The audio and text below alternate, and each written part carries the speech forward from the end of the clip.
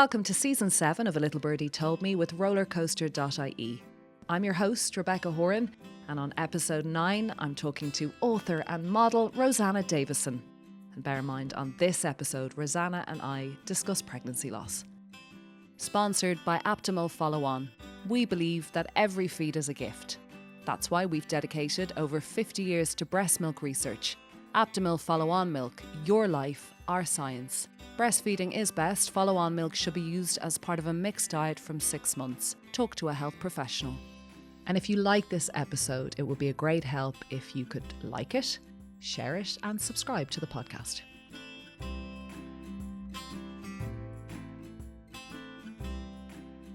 I'm absolutely honoured and delighted and sincerely excited about this conversation today. I am joined by author, mum of 9 million it seems, but 3, and former Miss World and the most divine goddess who's studying at the moment, Rosanna Davison. Thank you and welcome to the pod. Thank you, Rebecca. It took a bit of planning, but we got there in the end.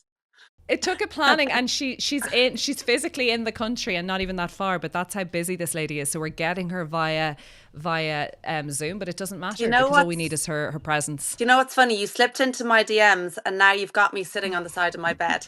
So it sounds like you have the magic touch. Like most DMs. Most relationships these days. The best one. It sounds like most guys, yeah. That's how I met my husband, sure. So is it? Yeah, he slipped into my Bebo DMs. Stop. Oh, Bebo. I was going to say, it wasn't Instagram. It was a while ago. 2006. A long time ago. But it was back when it was really weird to talk to a man online. And all my friends were saying, no, he could be some kind of murderer, stay away. And, we chatted a bit and then met in real life a few weeks later. And sure, the rest is history. So you fancied you and decided I'll just hit her up. It's no big deal. And you were a bit wary. I'd be a bit wary now back in those. I would have been a bit freaked out. But you knew he was kosher. But we had someone in common. I knew his cousin and I'd just been for a spray tan. Now, this is a 2006 spray tan. Height of the Celtic Tiger spray tan. Luminous. Yes. Luminous, yeah. An Orangina spray tan in her salon. And she had been really nice and kind to me. So I just thought, okay, he can't be that weird if this is his cousin and he's mentioning her. Then another friend of mine worked for his cousin. So he wasn't just a total stranger. I probably would have been a bit more wary then. But yeah, it all worked out. I didn't have to look too much further. Hang on, how long is that? So how long are you together? Because that seems a long time. It'll be 20 years next year. Stop. Yeah, but it did take him 7 years to bend his knee, so. Why? Just lazy or just Irish? Or Yeah, a bit of both, I'd say. Bit Irish, maybe. We did decide to live together for a little bit before we got engaged as well, so I could see how much of a mummy's boy he was. Yes. And yeah, I have to train him a little bit. He's still always being trained a little bit in the old domestic. 20 years. Do you know Hannah Saunders? If Hannah Saunders PR was on. Yeah. And I nearly fell off my chair when she was like, oh, we met kind of on a holiday when I was a teenager and here we are now. And I was like, what? And she said, yeah. And I said, what are you talking about? And she goes, yeah, we kissed and and I said, but you haven't gone out into the world and dated and traveled with it. She goes, no, he's my one. And I was like, how do you know? And I thought it was so romantic. Yeah, that is. Childhood sweetheart. I always think, maybe don't marry your first boyfriend because that's the one where things can go wrong and you figure out what you want and you don't want. And, I'm lucky. I've only had 2 long-term relationships and the previous guy was very nice as well, so we're not going to slag anyone. No. Okay, so you're with Wes a long time. Yes. You have your angels and the story has been told, right? We know about, I just think, the most incredible conversations you've had. And really, Rosanna, I suppose we always knew about you. I always knew about you. We looked to you. You were gorgeous. You were very successful. You were on the world stage. We knew about your father, your family. But when you started opening up about how life is not so perfect all the time for people that you think it's so easy for her, things just seem to be, it was the most incredible time for, I think, other women going through the same issues of fertility. And you've spoken at length about what you went through, the length of time it took you guys, the losses, the tragedy surrounding that. You were very open. Do you feel now very proud of yourself, or do you kind of feel a bit like, oh, I've talked about that to death? No, I feel very proud and thank you. We were at a stage where we'd been through the surrogacy process and I wasn't brave enough to come out and talk about it. People say, oh, you're so brave, you had so much courage. But when we were going through it, I was terrified to tell anyone. I barely told a soul that we were even going to Ukraine to try out surrogacy. I think even my own grandmother, who I'm very close to, we didn't even tell her because we were so worried that it wouldn't work out. And it was very much about managing other people's expectations and other people's emotions and not letting them get excited about anything that might not happen. So I was only courageous when it had actually worked and we were able to talk about it. But when you're going through it, what I've discovered from talking really to probably hundreds or thousands of women, couples over the past, God, when did I start talking about it? 2019, past 5 or 6 years, is that we may have very different journeys to having a family, whether it works out or not, but we do all seem to face similar emotions, and it's the sense of loneliness and despair and trauma and loss. And when you're going through a fertility struggle or any, it could be anything from early miscarriage to any miscarriage at any stage is traumatic, or stillbirth or surrogacy, you still face the same feeling that everybody else is managing to have a family. Why can't it just happen for me? And I was really stuck in that sort of lonely, traumatic place for a long time where I battled with my own body. And I think that was an important message to get across as well for women, is that you can get to a point where you don't trust your own body. You feel that you were born as a female with your reproductive organs, but why are they failing? Why are they broken? And it took me a lot of work and a lot of time to get through that and get past the point where I blamed myself for everything. And I think once I was through that point, I was able to talk about it with more clarity. But sometimes it takes that little bit of perspective and looking back on something to really be able to talk about it with, talk about what you've been through.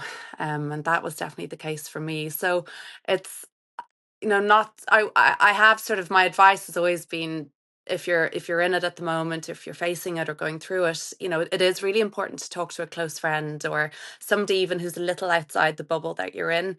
Uh, I found with my own husband Wes, as a couple, we dealt with our fertility struggles together, but also we needed space to deal with them separately. And he was someone who bottled things up a lot more, whereas I really needed to get my feelings out and talk to my mom or close friends. So I'm not saying to everyone, open up about it, talk about it on social media, because it's very difficult. It's very raw when you're going through it. But it can be helpful to just work through your feelings and work out how you're feeling about it. So I yeah. really relate to you saying there a few things.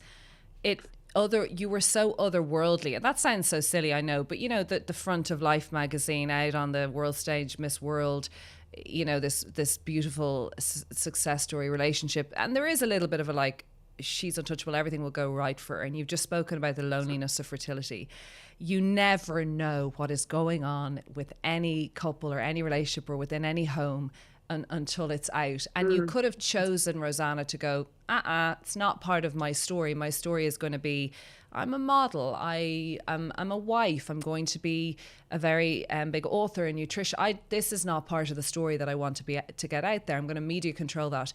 You spoke about it, and what I think is so nice about what you've just said there, really eloquently actually, and that really hit home for me, because I went through a similar journey. Is that you said Wes and I also had to deal with it separately. I felt very much that you're not both feeling the same at any given time.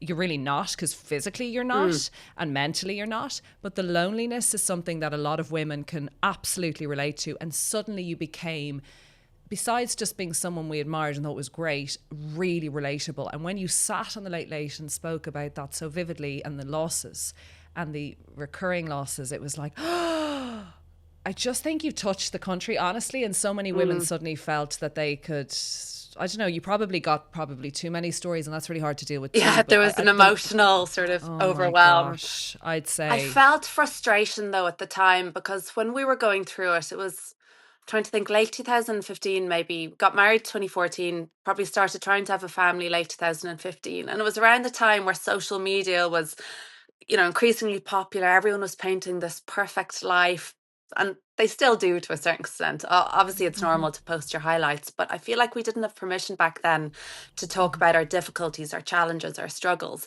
And I felt for a while that maybe I should just pretend everything is perfect. Everyone else does it as well. And I just got frustrated with that. I really have to be authentic about everything that's going on in my life. And I like to just show behind the scenes, tell the truth, say how I'm feeling. Maybe I wear my heart on my sleeve too much sometimes. That's But brilliant. it's the only way I feel I can live a life that I'm proud of and be a person that I'm proud of. So I just got to a point where I was frustrated with pretending everything was okay when it really wasn't. And behind the scenes, I was desperately sad and lonely. And at a point, really, of, and we did speak about this just before we started recording, that I was at a point where I did speak to Wes in 2017 about how I probably wasn't the woman that was able to give him a family. And he was really dying to become a dad. He had a niece and nephew who he was great with. So I knew he was brilliant with kids. Um, and I remember actually one night him coming back from a night out with friends. It was probably summer 2017. He'd had a few jars, and he came in, he got into bed and he burst out crying. And I was like, what's wrong with you? And he goes, I just want to be a dad. All my friends are having babies and I just want to be a dad so much. And it was the first time that he had really shown his emotions. And it, what can we say about Irish men? Maybe it took a few drinks for him to really open up. But it just really struck me then that I wasn't the only one going through this. Until that point, he had been the one picking me up and dusting me off and, giving me a hug and telling me everything would be okay. But at that point, I just thought, God, he's going through this as much as I am. And what if I'm not going to be able to do this for him? And, he's married me. And it's not, and I've said this before, it's not that I think that as a woman my only job is to reproduce and that's it, or be a wife and a mother. It's not by any extent. And we were prepared to live our lives and live full, happy, fulfilling lives without a family, but we both knew it was something that we wanted because we had both had lovely childhoods with our siblings. So I remember just sitting him down and deadly serious, just saying, I don't think I'm the woman for you. I don't think this is going to happen. At that stage, we'd had a couple of years of losses, fertility treatments. I just had a hysteroscopy, which Wow. involved taking out a piece of tissue from my uterus and a uterine scratch, it's called. And I was just healing from that. Oh, yeah. I'd been told by the surgeon just to wait until June to try and get pregnant again. And I thought, this is it. This is the missing piece. This is the answer to our problems. So we tried to get pregnant. Luckily, we got pregnant very easily when we did try, but my issue was just holding on to the pregnancy. So again, that pregnancy finished up at about 6 weeks. It was always an early loss. And it was at that point I just thought, we've tried every avenue, every medical approach at this stage, every supplement, every type of drug. I'd been on sort of immune suppressants, I'd been on progesterone, baby aspirin, you name it, I'd tried it. And it had just felt quite significant. We'd come to the end of some sort of road at that point. Obviously, we persevered, and I tried various other tests, and then we started to talk about surrogacy. That was kind of the next How were stage. you? You tell me that he comes home and he's talking to his mates and people are having babies and it's this box ticking exercise in Ireland. And I'm not criticizing that. I think that is, you go to university somewhere in Dublin if you can, or whatever your Mm, city is, or you go abroad, you come back, you find your person. We are quite traditional still in mm, the sense of you're going to then hopefully have a gorgeous family, buy a home. It's all, and when you can't get on the property ladder, it's hard. When you can't have a baby, it all feels like the world's against you. mm, I know you have explained there that the only value of women is not reproduction, but in that moment and in the lowest of moments with Wes, this is your partner for life, your love. You were like, you know what, probably best to find someone who can do this with you. mm. And that is mentally obviously a hugely low point. Can you describe, you were obviously out of your body and mind. You were just like, I've just given up. Did Yeah, that, yeah. I was really feeling the side effects of medication as well. I remember getting like headaches and mouth ulcers, and just I'd been on that year. I said the immune suppressants, but also what's it called? I can't think of the name of corticosteroids. Mm. Can't think of the particular one, but I'd been on steroids for a while, and they begin to have an effect. And I just, yeah, reached the end of my optimism, I suppose, and just really felt that for Wes's sake, it was time to let him go. If you love them, you let them go. And I remember the conversation so well because I was so serious, and he just looked at me as if I was bananas and started Oh my smiling. God. And he hugged me and he was like, "No, we're in this together. Of course I'm not going to leave you for someone else. I mean, we'll Oh. figure it out." And he was always the voice of positivity and optimism. And it was at that point we started looking. I mean, we still kept on trying. And I think to a large extent, you never stop trying either. You know, you never prevent it. I always held out hope at some point that it would work for us and something would happen, some miracle would happen, which it did. But he kept pushing me to keep trying different options, and we looked at everything. But at the time, looking back, it was only a couple of years, really. I know, I know a couple actually. Was hearing actually people's stories that kept me going as well. We met a couple on holiday years ago who tried for 15 years to have a child, and suddenly out of the blue, she got pregnant with their little boy. So I remember hearing Wow. that story, and just going through pages and pages of blog posts and chat rooms and forums and just looking for any little Same. glimmer of hope Same. that somebody had a story out there. And that's another reason why I wrote a book about this, When Dreams Come True, in 2021, because I want someone out there, whether they're facing it now or in the future, to be able to pick up a story and think, gosh, it actually happened for her. It can happen for me as well. These miracles, these stories of hope do happen for people. You give people hope, and I've goosebumps because I remember during COVID, similarly to you, having losses, and again, no explanation really, and just always the pregnancy test obsession. You might have had a different obsession. Maybe it was your health story, or minding your body, or keeping at it. Mine was this obsessiveness of every single month buying the test or the ovulation sticks and The spending a money fortune you on spend them. on them. I used to go to different pharmacies because I was Oh. mortified to keep going to the same one all the Oh time. my God, everyone says it. They're like, it's like being a druggie. You're Yeah, literally going from, you don't want to be seen in the same one in yeah. Bagot Streets, then you go to Rathmont. Anyway, I just remember somebody saying to me, I was at a very low point and I felt the body had failed me. How could my husband even like me? I'm such a And someone saying, did you see Rosanna Davison on?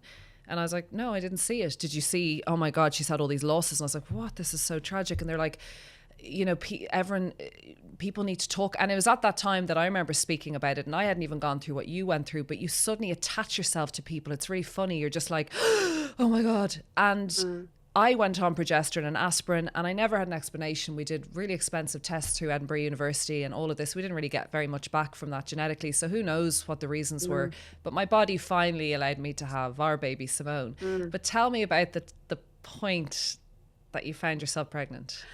Yeah, it was a really strange situation because we'd gone through surrogacy. We'd welcomed our beautiful baby girl, Sophia, in November 2019. And we So you've gone through all of that, which is a journey. That's not simple, No, right? it's you don't choose surrogacy lightly.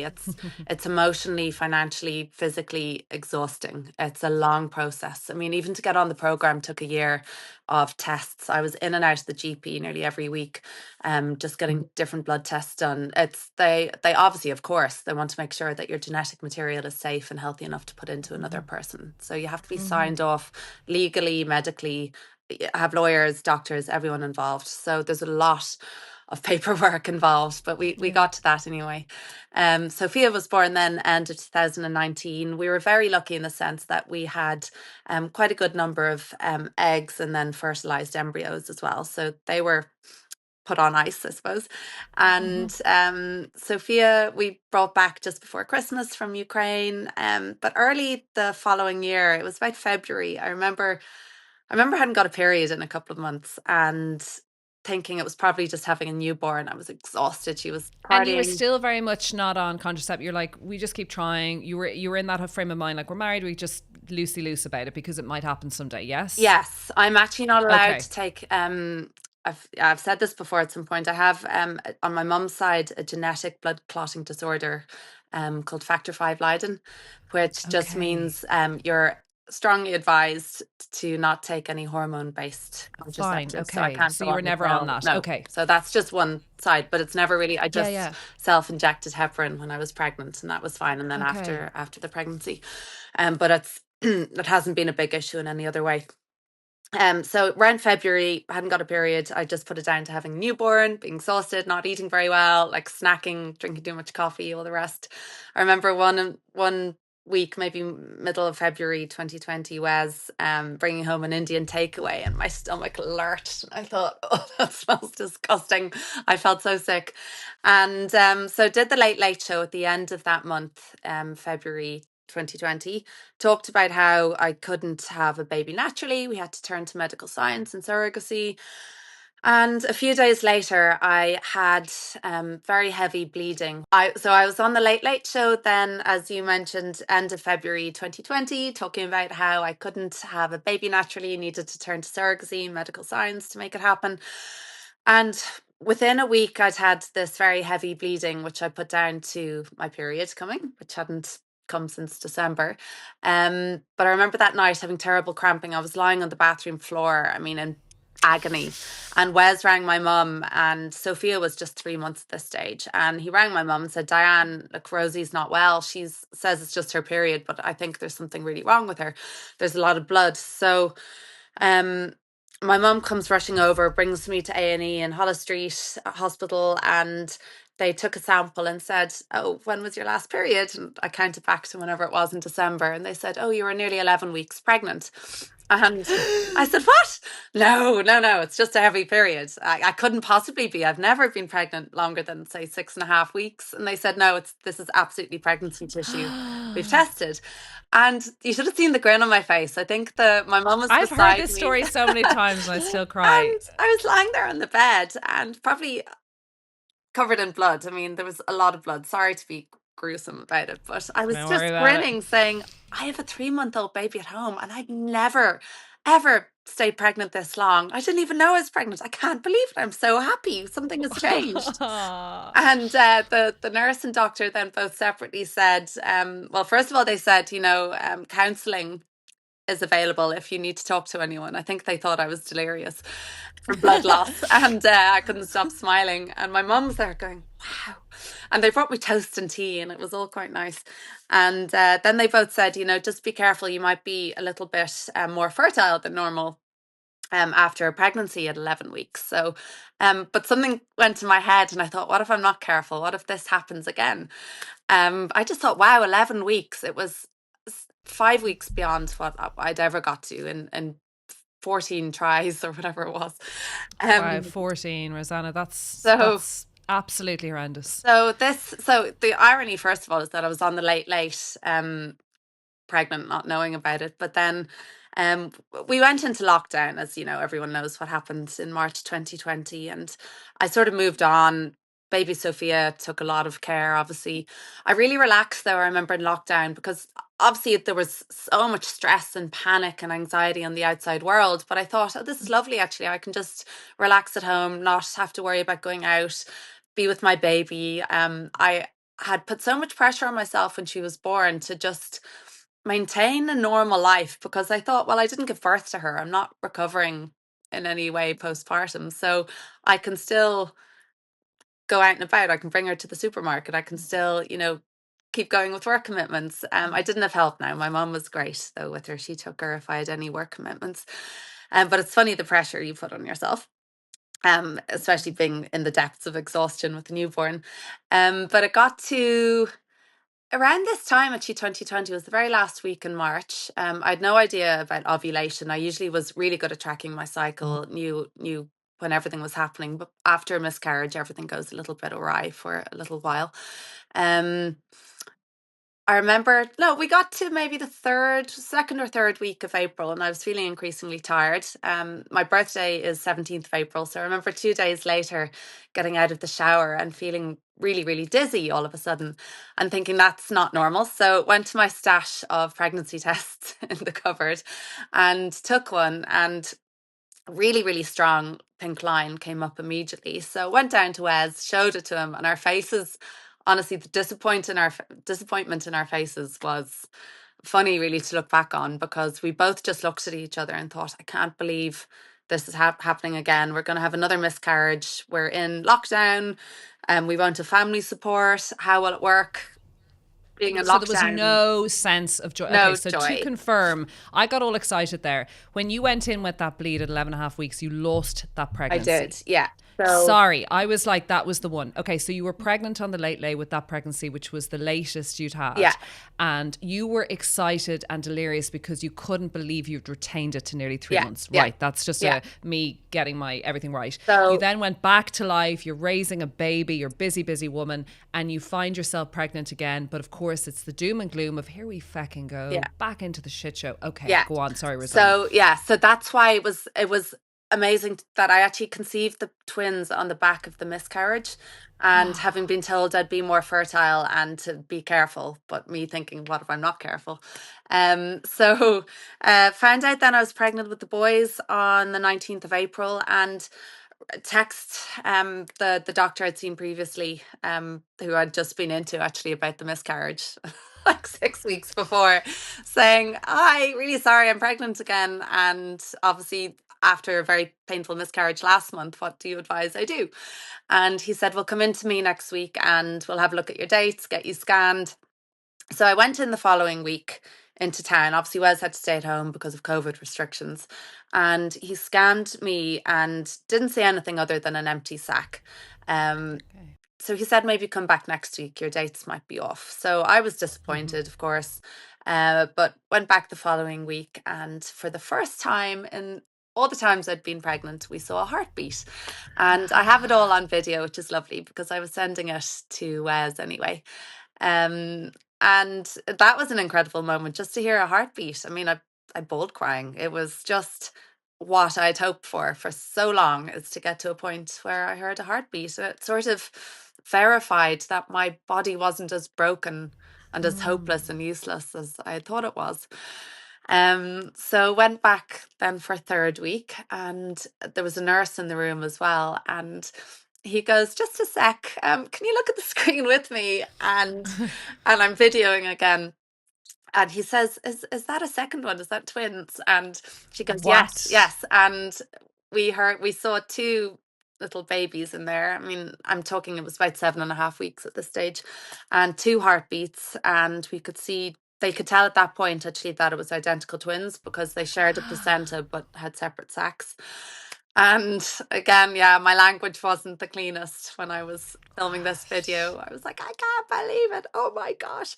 Um, like bawling, crying again. So it had been these 3 weeks of intense kind of realizations Yes. on scans. Wow. And then just called my mum and dad and Wes on the way home and said, "I hope you're sitting down. You're not going to believe it. I'm pregnant with not one but two babies with healthy heartbeats." And and then really from there, thank goodness I had a pretty much very smooth pregnancy. I was really well looked after. I was in once a week for the first while, and then once every fortnight for most of the rest of it.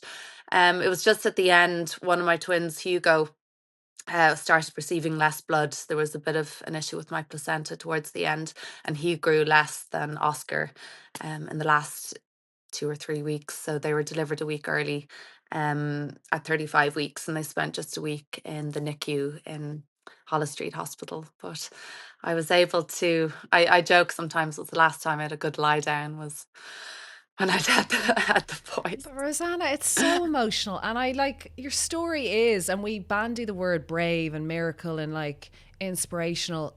It is a miracle that you've gone through this huge process of trying to conceive, and that is like, let's not get even to the nitty gritty of having sex with your partner when you both are attracted to each other, trying to keep that, chemistry Yeah. alive, trying to date night, and you're actually really just trying functionally to have a baby. That is extremely grueling, and like that's a whole other Yeah, it's podcast. not fun. Then it's not fucking like, there's nothing about that sexy times. It's literally, here we go, right? Then you go through a legal, financially grueling experience of a surrogacy battle. Then you have a miscarriage at I would consider that late and really really fucking hard. You Painful get and pregnant messy. with Yeah. twins, Yeah. really painful and messy. And then Yeah. you get pregnant with twins. Would you consider yourself, forget all the things you've achieved in your life, strong? Because I don't know if I would have made it that far. I think our relationship would have crumbled. I think personally I would have just given up hope. Like, would you say you're a pretty badass person, or what? Like, how the hell did you get to the point of carrying these twins and have hope? Yeah, I'm pretty mentally strong. I think that's from both my parents. Wow. Um, And just from, I guess, doing hard things in life builds up your confidence in yourself. I think it comes down to maybe self-confidence and that you know you can handle whatever is thrown at you. And that's definitely been my experience through fertility. I suppose the whole other side of that story is that we had set up our surrogate Anastasia in Ukraine to do a frozen embryo transfer in that year in 2020, and she was set up to do it Okay. in July that year. So, but I needed to wait until I was about 13 weeks pregnant and through the first trimester to be able to actually confirm that we didn't need her help anymore. So I remember the message I sent her. I felt so guilty because I felt like she had texted me actually on, I think she had a big part to play in this as well. And looking back, it was a lot of it was to do with just relaxing in lockdown, relaxing, thinking that we didn't have to have a family ourselves anymore. I'd really, I suppose, accepted the fact that I would never carry my own baby. We needed a Because you surrogate. never got a medical explanation. There was never like, Rosanna, your No, womb is broken. no. You were never given an explanation, There was correct? never anything. And looking No. back, I think it was stress related. I pushed myself too hard for too long. Um, and I mean, the magic happened when I relaxed 2 weeks into relaxing in lockdown, and that happened. But it's very hard. You can't tell a woman just to relax and it'll happen. It doesn't work like that. Because our surrogate had texted me on New Year's Day in 2020 saying, I really want to give Sophia a sibling. I'll be medically allowed to do a frozen embryo transfer from July, I think it was, 8 months after. And so we'd set ourselves up that she would have one of our, or two of our frozen embryos, because I did really want twins out of surrogacy. Wow. Be careful what you wish for. But Yes. they always advise anyway, but in the clinic we were working with, to implant two embryos in case one doesn't take, and then if two do, you get twins. So we had set that up for July. She was ready to go. I mean, everything was sort of going to be in place. So thankfully the timing worked out that she wasn't already pregnant Yeah, with our yes. babies when I got pregnant. That would have been an interesting story. But yeah, I had to send her a Five message. kids. What? Two sets of twins. Do Um, you feel that you're complete? Like, do you feel, without giving away anything personal between you and Wes, like, do you feel like you're kind of like happy out now with three children, or do you never know what's ahead in your life? Like, do you just. No, I think we're very happy, and we're at the stage where the children, although he did say to me about 2 days ago, oh, I'd love another little Sophia. Oh She's my so God, cute. She's yeah. such a little It's such a princess. boy thing to say. Yeah. But I was like, yeah, we'll end up with triplet boys, and Yeah. then you know.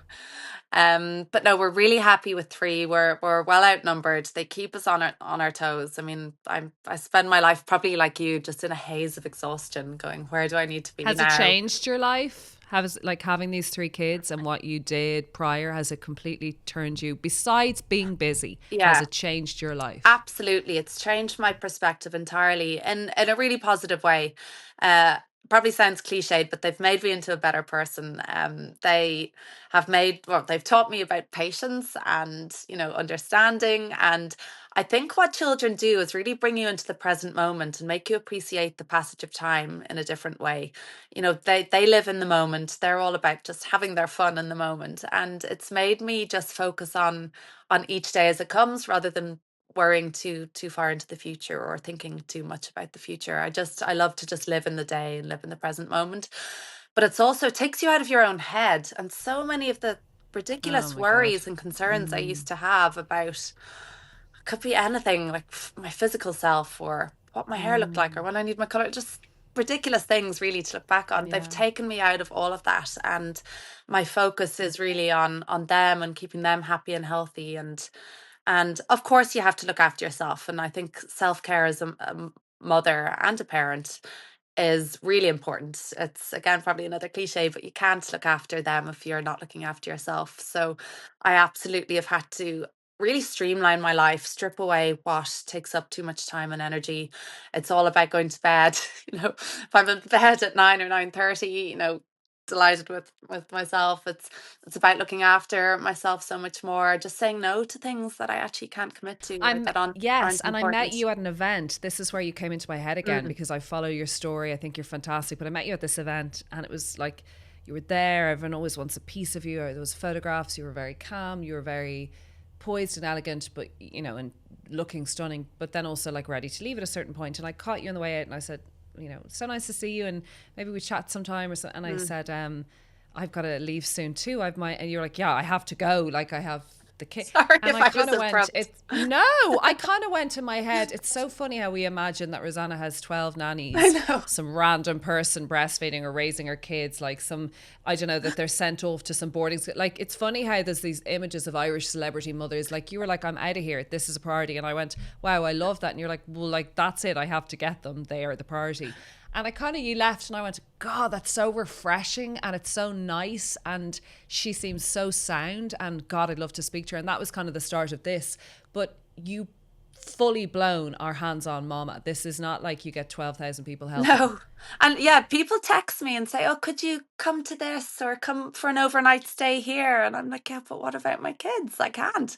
Um, that's the thing. We have had help in the past when they were smaller and we were just totally outnumbered. But now they're in school until every afternoon. So I'm the one, I drop them to school every morning. I collect them every afternoon. I bring them home, get them changed, bathed, fed. My husband doesn't get home from work until probably 5:30, 6. So, no one else has 3 car seats in their car either. My mum doesn't. There's no one else I can ask. So I'm the one who has to do it every day. But I love it as well because I love the structure that it brings to my life.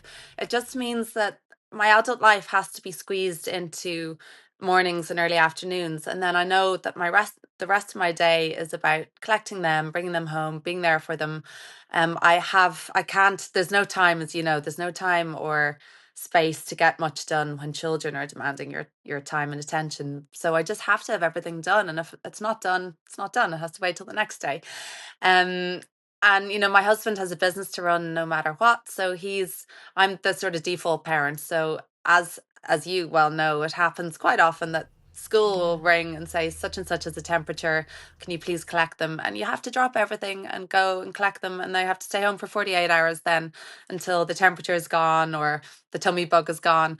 And I can't tell you how many times I've had to just cancel 3 days worth of plans or work commitments or anything to be home with children. And you just need that flexibility. And in terms of career, I squeeze in as much as I possibly can. I love working with Human Collective, and we're putting together a new collection for the summer. And they're all about just sustainability, comfort in clothing. And it's the clothes I wear every day anyway, the leggings and jumpers. They're So gorgeous. but you have to be as flexible as you can, I think, with work if you're the parent who needs to drop everything. And I'm But lucky to be also, in that position as well. also you're a comedian. So here we have this woman who is a model. And sorry, a few points that you made there. They brought structure to your life where you were working for yourself, you were successful, but always having to probably feed the beast, hustle, say yes, travel, Yeah. be on, right? And also feed the social media beast after it was just kind of agencies running your books. You were then also feeding that, right? We know that this is the reality. It's not just you turn up and Not glamorous. so you had all of that. No. And then suddenly you've children, and you're correct. I find that too, especially in media, they give you structure. It's wholesome. It's calm. You can't do all the other things. And that's actually a real excuse to go fuck off. But I love the fact that you are someone who, I said again, can seem a bit otherworldly and a bit like, wow, she's such a like Amazonian goddess. And then you're just being really funny. You're really funny on Instagram. Your reels are fucking brilliant. You're kind of honest. I want to be real about parenting without complaining about them. I never want them to look, Google me in the future and say, God, she complained about us a lot, didn't she? She hated us. And I don't. I think they're the best thing in my whole world. It's just a lot of the other stuff around them, just endless cleaning, the sand on the floor from the sand pit, the laundry. There's a lot of other stuff we can complain about. Hygiene, yeah. The endless sniffles. Like they're fine, but I'm always the one who's sick. So, I want to show the behind the scenes, the realness of it as well. But yeah, it's that sort of saying like discipline equals freedom. So the discipline of having to be at a certain place at a certain time every day, knowing I have to be there to collect them, knowing that, I'll get a glare from the teachers if I'm late. So, and as you say, yeah, it was almost the paradox of choice before that was stressful, where when you have the freedom and you're working for yourself and you're more flexible with time, you can kind of be anywhere and do anything if you want to. And so I used discipline of freedom. That's amazing. I actually never heard that. That's so gorgeous, because you're correct. When you're actually disciplined, there's more freeing freedom in because that. you don't have to think. I just think, well, I have to be here at a certain time. So that's where I have to be. And if I don't have everything else done, if someone asks me to be somewhere else, I just can't. So it's freeing. You can take Love your that. your Yeah. decision making out of it. And Yeah. I still have management in Europe, a lovely manager I've been with since 2010, and he often says, "Oh, can you come to this event or this?" And I sometimes I can, but if it's a day where maybe Wes is a board meeting and can't collect them from school, then I just say no, I can't do it anymore. And I've got so much of that out of my system. I used to be Yes. ruthlessly ambitious. I mean, for 20 years, I said yes Yeah. to everything, did everything, traveled everywhere, had the most amazing experiences. I mean, all over the world, and the kind of career that I could only conjure up in my wildest dreams. And actually, I was looking at pictures. My mum was pulling out childhood pictures recently, and there was one from when I was about 14. Really, I was a really gawky, spotty, awkward looking teenager. Stop. No, I No, you was weren't. really, I was Were you? really awkward looking, like gangly limbs. And I'm still kind of gangly and awkward looking. But Are you very I tall? was really lanky, like just bits of me grew in the wrong. The wrong time. So She's I so had hot. like a big nose and weird legs and long arms. Anyway, and there was a picture of me standing in the garden, and I was entering a model competition when maybe I was Mm. 13, and I had to take these pictures to send into this model competition, and I was rejected. I didn't get anywhere, but I was just really kind of awkward and shy and standing there and kind of embarrassed, but really wanted to be accepted. So it's just funny how life pans out and how I think there's Miss a plan World. for, well, I think there's a plan for us all. And so much of life is just being patient and waiting for Mm. your plan. Everything falls in place at the right time, for the Wow, I right love that. reasons. And certainly in our case, in the case of my family, it's happened. We got the kids that were meant for us, and everything happened at the right time for the right reason. And it's only with a bit of perspective and looking back that you can see how it works and how it all falls into place. Well, you are so loved. You are so relatable. Women, men alike, but mums now. There's a whole new kind of group out there. You are such a dirty ride. I don't care what you say about being 13. You're so beautiful and in such an iconic way. Like you're glossy. Like Irish women, we either like to do the kind of laissez-faire boho chic, or we do a bit of. You've always been just very like glam, and it was always a very American, like that Cindy Crawford, like the day of the proper models, right? And I always think you just come Yeah, and you're done. You're always together at every event. that's But what I was going to just say about that from. is on your Oh, sorry. Instagram, from having to. Well, no, it's I was going to from. say about your. Go on, you finish. No, I was just saying that it's just because I won Miss World when I was 19 and I was expected to be photo ready all the time. I would have to get off a transatlantic flight and be ready for a red carpet gala, without even stopping at the hotel. I've done my makeup in plain toilets more often than I can even remember, and changed in toilets into red carpet gowns. So it's just when you're at that age and it's your formative years and you're learning and your brain is so sort of plastic and being molded at that stage, you just become that person. And now I find it very hard. And of course, I'm not glam all the time at all. My husband will say, God, I don't see her like that at all. He sees me in my pajamas and morning and night. I'm usually in my pajamas by 7 p.m. When the kids are sort of getting ready for bed. But I find it hard to separate now from that person because I was nearly trained into that, like I don't know, circus animal or something. But Sorry, you but going. like honest, you no, you don't see yourself as that, but we do. And what I was going to say about like you being a dirty ride is on Instagram, your feed is great because you've got wonderful fitness. I feel like you're not showing off, you're actually showing us what we can do, and you're so fit and healthy. You've been studying and you have a massive house project. So tell us about that before I let you go. Well, thank you. Yeah, just the fitness has always been. I've always been mad into sports, but it's been a place where I find it's just really good for my head to be told what to do by someone else for an hour or half an hour. So it's just always been my place of sort of solitude, going and just getting the dopamine hit that you get as well and the feel good endorphins. So it's always been an important part of my life. The house project we took on, we actually viewed the house about a year ago for the first time, and we're still in the middle of a building site. It still feels like it'll never happen, but it's getting there. We're making lots of progress. We have the fantastic Jerry O'Toole, Jerry Designs, helping us with the main rooms, and she's brilliant. So yeah, it's getting there. We hope to be moving in over the summer. Fingers crossed. Wow.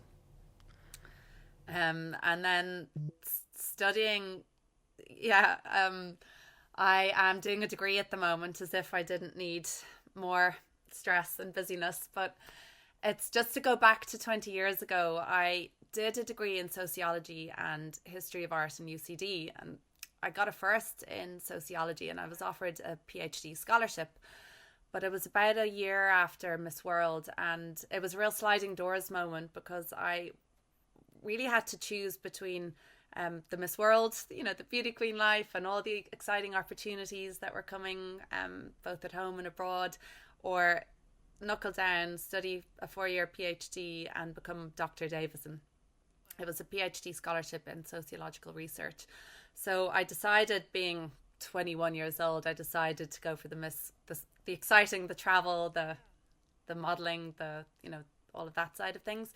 But I always felt the pull of study, and I always felt that at some point I'd love to study again. So well, a few years ago now, I did a 3-year diploma course in nutrition. Then I did the master's degree in nutrition and personalised nutrition after that, which I graduated from in 2019. But about a year ago, I got the opportunity to convert my diploma degree into a Bachelor of Science degree, a BSc, over another 1.5 years of study. So I signed up to that, but I signed up to it and paid for it before, like, we bought the house. So anyway, I found myself in this situation where I'm doing a degree plus the house, plus career, plus kids. But anyway, I'm just having to be really disciplined about my time. But yeah, I just had first exam a couple of weeks ago. First essay was in yesterday. Oh my I'm God. working on another at the moment. So I'm just trying to, you just find pockets of time here and there to get things You done. are an inspiration. You're raising 3 kids. You're both building a home. I know your mum hasn't been that well recently, and thank God it's in remission. Yes, yeah. You're studying. I'm sure you've gorgeous hopes for the future. You keep us all uplifted, positive. You're a beacon of hope, I think, in this country. What are your plans for the future? Like, what do you look forward to going away with the family on trips? What are the big things that motivate you? Yeah, absolutely. We really want to travel more now with the children. Now that they're at the stage where they're easier to travel with, you can actually put them on a plane and they're not too disruptive for a few hours. So we'll hopefully go away over the summer, see how the house is going. I'll finish up my studies next year, and I actually really want to use, so I'll have the BSc and the MSc in nutrition.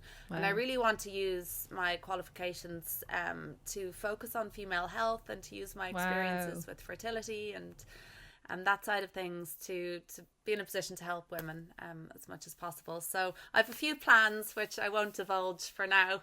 I'll have to work them out a little bit more, but yeah, that's the plan. And then obviously to get the house finished, get everyone moved in. We have a huge job with clearing the house we're in at the moment. As you well know, I'm sure all the baby stuff builds up, and I've all the baby blankets and old cots and pushchairs and things. I've been in touch with a few charities as well who are happy to take some of the stuff off our hands, so they'll go to a good home.